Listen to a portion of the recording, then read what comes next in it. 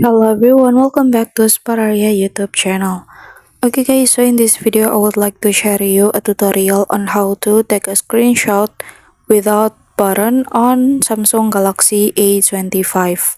Okay guys, if your power button and volume button have problems for taking a screenshot, then you can use this method to take a screenshot without using the button again.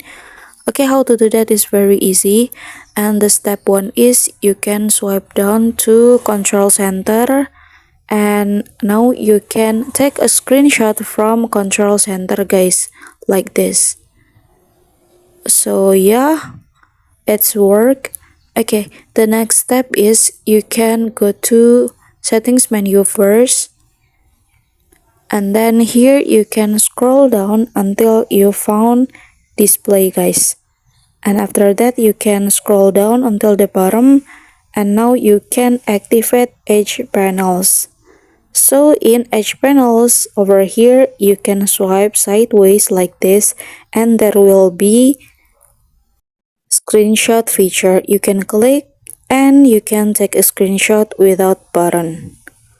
Okay guys, so the last step is you can go to about accessibility. You're still on the settings menu, and then now you can go to interaction and dexterity, and you can activate assistant menu, and then click allow. And so this is the assistant menu ball, and then you can take a screenshot from the assistant menu. You can click for it, and then the screenshot will automatically save to your gallery. Alright guys, so yeah, here's the tutorial on how to take a screenshot without button on Samsung Galaxy A25, and then thank you so much for watching guys.